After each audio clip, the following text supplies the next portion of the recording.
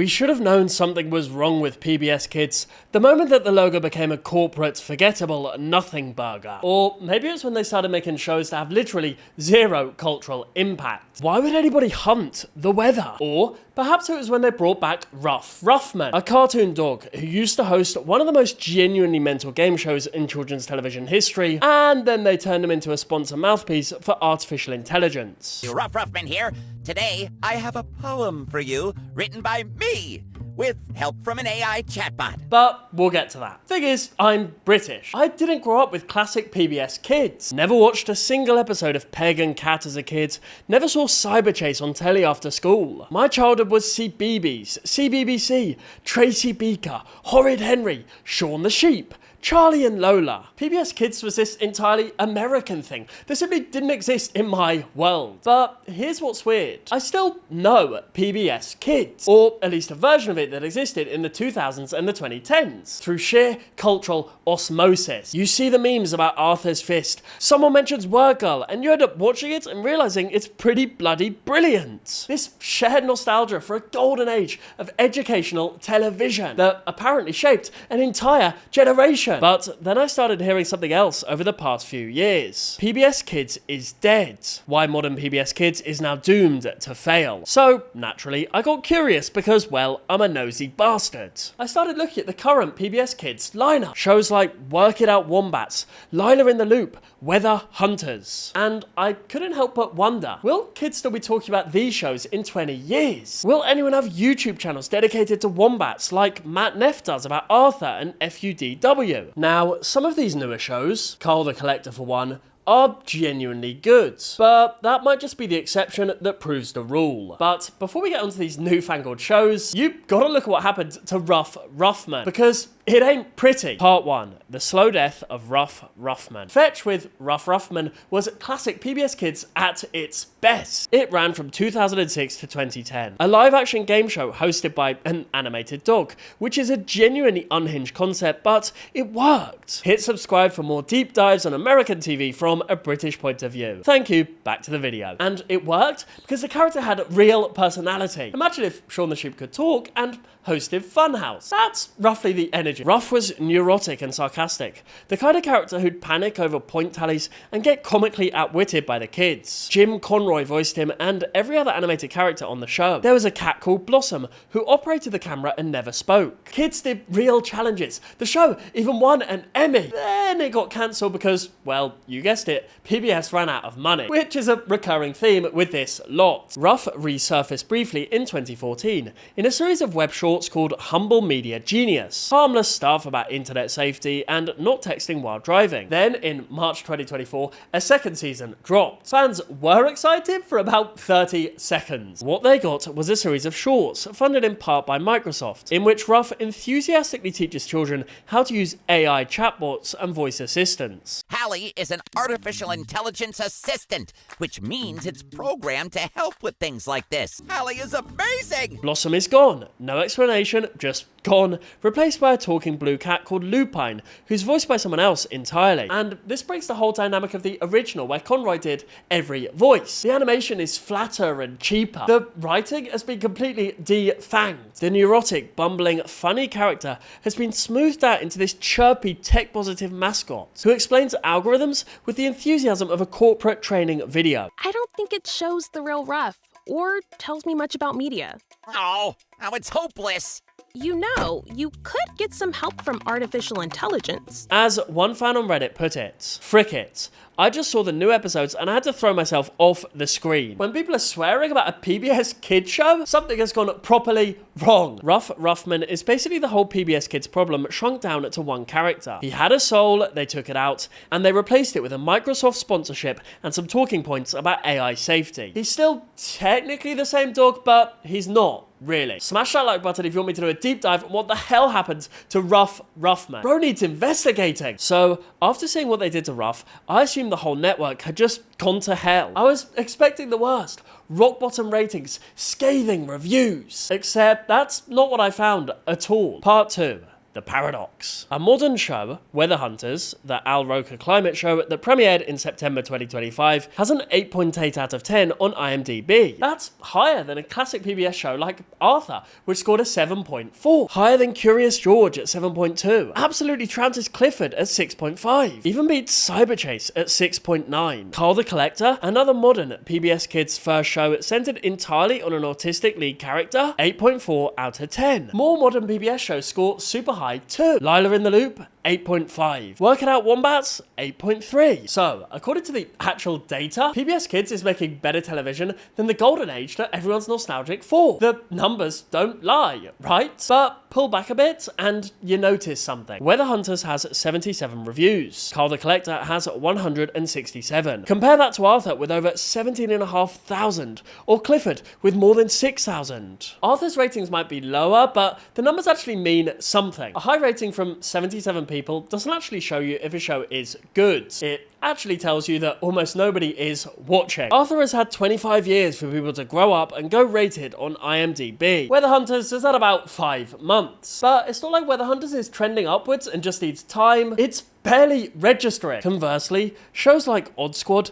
were generating fan communities and online buzz while they were still airing. Some shows just grab people while they're on, and the current lineup doesn't seem to be doing that. Shows like Lila in the Loop exist in this weird space where they're technically good, measurably good even, but they've completely failed to penetrate culture in any meaningful way. And that disconnect is fascinating because it suggests something's fundamentally broken here. Broken beyond way more than just this new thing's bad. Because this new thing, it isn't bad by traditional metrics. So what's actually going on? Part 3. The horror stories. There's an entire wiki page dedicated to PBS Kids, 2022 to present, that reads like an obituary. I mean, literally. The tone is that feudal. Here's what users are writing. Most of their new shows nowadays focus on protecting the environment, learning about cultures, or learning to be a good person, which, while not necessarily bad, can get bland, repetitive, and tedious. Fair enough, you might think. Educational shows being educational and all that. But then it gets harsher. They list a ton of classic shows. Ready, Jet, Go, Ruffman, Maya and Miguel, Dragon Tales, saying that they've either been screwed over or unnecessarily cancelled and replaced with these boring, cringeworthy and lifeless cartoons that, despite some being good, feel absolutely nothing like actual PBS Kids shows. And when it comes to the 2022 rebrand, compared to the previous brandings, the 2022 rebrand feels very lazy, uninteresting, and just plain simple at best. Then I found this blogger who watched the entire 2024 PBS Kids lineup, which makes her an absolute masochist, but her observations are brutal. On Lila in the Loop. When this came on, my immediate reaction was confusion. I don't get what this show is about. There's no hook. On Work It Out Wombats, she managed exactly one line. They roll on their enormous heads, which is distressing. That was it. That was the whole review. The fact that they couldn't be bothered to say more tells you everything. Sidekick, Stu, a little blue character who's meant to teach kids about programming logic. Stu has no common sense. He is simply a programmable entity. That's your lead character's sidekick? At least a sidekick like TW from Arthur stays in the memory. Part 4. The real problem. As I've been updating my knowledge on classic PBS for this video, I thought it was only fair if I sat through several episodes of these new shows to see if I was missing something. I know it might sound harsh, but I think it's true. Kids today, they're not going to be able to remember these shows. It's obviously more complicated than PBS Kids went bad. The current lineup skews much younger than the old days, almost exclusively preschool. The shows are designed with sensory-friendly palettes, slower pacing, very clear educational objectives, and honestly, there is genuine innovation happening. Carl the Collector employs autistic actors at every level of production, writers, animators, advisors. It spent 9 years in development, which, in television terms, is roughly the same as building a cathedral. The autism representation is so authentic, the one PBS advisor who was recently diagnosed said, "I wish this series existed when I was a kid." And other shows fulfill an important role too. Weather Hunters teaches climate science effectively. Alma's Way centers a Puerto Rican family in the Bronx. That stuff matters, and I don't want to dismiss it. But having said that, I don't think any of this is gonna stick. And that's a problem, even if the shows themselves are well made. PBS Kids became cautious in ways that hurt what they were actually putting out. They started designing shows by committee, prioritizing educational objectives over taking creative swings. And look, I get why. All that stuff, it does genuinely matter. But somewhere in that process of making sure that everything ticks the right boxes, they forgot that what makes a show stick in a kid's brain is whether or not that show has soul. Whether it's that kind of weird and specific thing you can't forget, even if you wanted to. Nobody sits around at age 25 or 30 going, remember that show that met all its curriculum targets? That's just not how memory works. They're not going to remember them the way that millennials remember Arthur, or the way Gen Z remember Wild Kratts and Odd Squads. And I think there's two main reasons for this. The first reason is that iPad culture has completely changed how kids consume media. They don't sit down at 4 PM to catch their show anymore. When I was a kid, you'd race home from school to catch Horrid Henry before tea. That was an event. That mattered to you. Let me know in the comment section, what show did you love to watch when you came home from school? Get typing in that comment section below. Anyway, kids nowadays, they scroll through Netflix and YouTube Kids and Disney Plus, this endless algorithm feed designed to keep them watching until their eyes glaze over and their parents start questioning their life choices. PBS Kids was built on the idea of scheduled, shared programming, but that model is basically dead now. And you can't really blame PBS for losing a fight against Cocomelon and Brainrot AI slop on YouTube Shorts when those platforms run on algorithms that would make a gambling company blush. The second reason, and honestly the more important one in my view, is that these shows play it way too safe. Safe, by the way, in ways that make them unmemorable, even to the kids who are actually watching them. Let me show you what I mean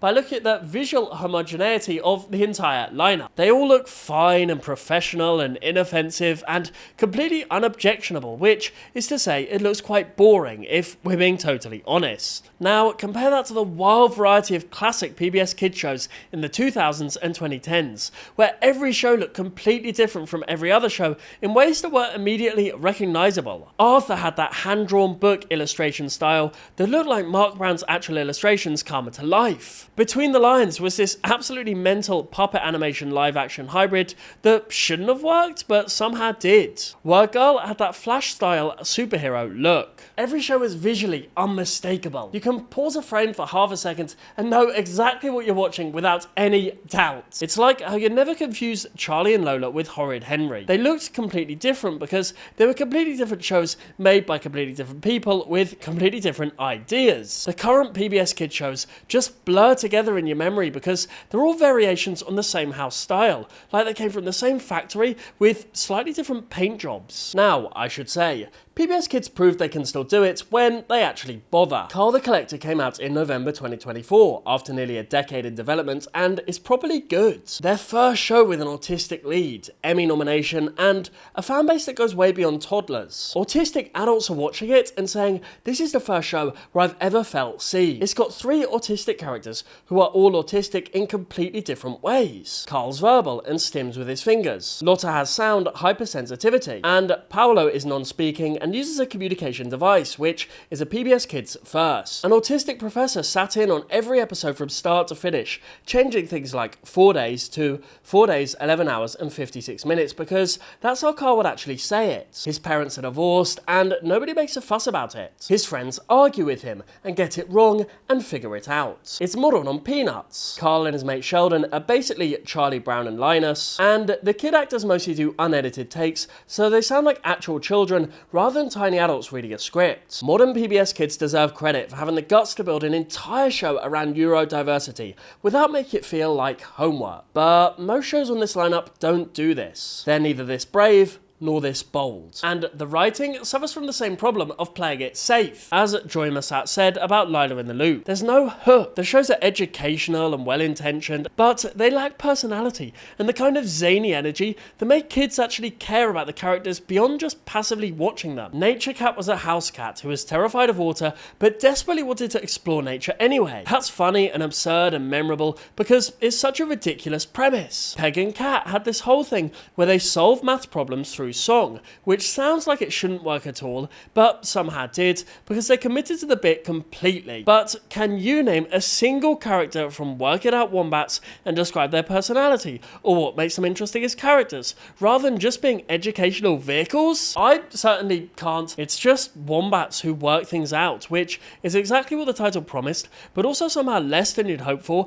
because they're just competent problem solvers, and that's it. There's nothing memorable about them. Beige and pleasant content that washes over you and then evaporates like it was never there. Part 5, The Great Purge. But the real gut punch came in October 2022, when they just started axing shows wholesale, as this tweet reads. 5 shows are being removed from PBS Kids' 24/7 schedule beginning Monday. Classic Clifford, Word Girl, Word Mouth, Martha Speaks, and Splash and Bubbles will no longer have a recurring time slot on the national schedule. 5 shows gone. Just like that. Removed from the schedule entirely. I've watched episodes of each of these shows while researching this script, so I know this is true. You could watch 5 seconds of any of them and know exactly what you were watching. As for the new shows, as the Qualitypedia users put it, these cartoons feel absolutely nothing like actual PBS Kids shows. Part 6, The Death Blow. And then, just as PBS Kids was navigating this creative identity crisis, trying to figure out what it wanted to be in the streaming age, the floor completely collapsed from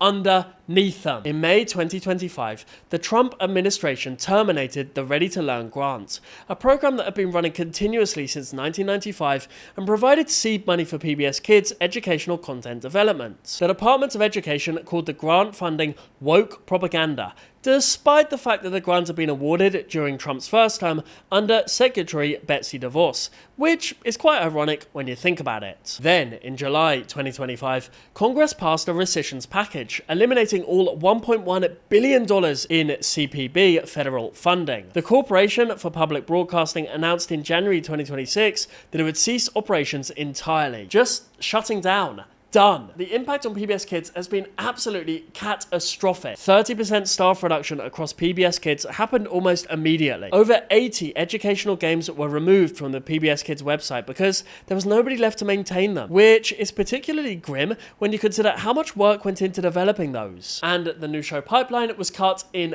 half because there's simply no money to developing programming at the scale they used to. PBS Kids SVP Sarah DeWitt told Education Week, "Right now, I'm looking at 2027 and we don't currently have a show that we can launch." Jesse McMahon, content producer for Carl the Collector, wrote in the Bangor Daily News, "Our children will pay the biggest price." And meanwhile, CBeebies, which is basically the British version of PBS Kids, publicly funded, no ads, same age group, is still making mad stuff. Hey Dougie won 4 BAFTAs and produced a techno song about a stick that got played on Newsnight. They do Shakespeare, the actual Globe Theatre for toddlers. Sarah and Duck is about a girl and her duck in a world of sentient shallows, and it won an international Emmy. And then the channel switches itself off at 7 o'clock because it's bedtime. PBS Kids runs the channel 24/7 and still can't figure out what it's exactly for. Guess that's just another W for us Brits. Sorry, Americans. And when the funding crisis finally kills what's left of the development pipeline,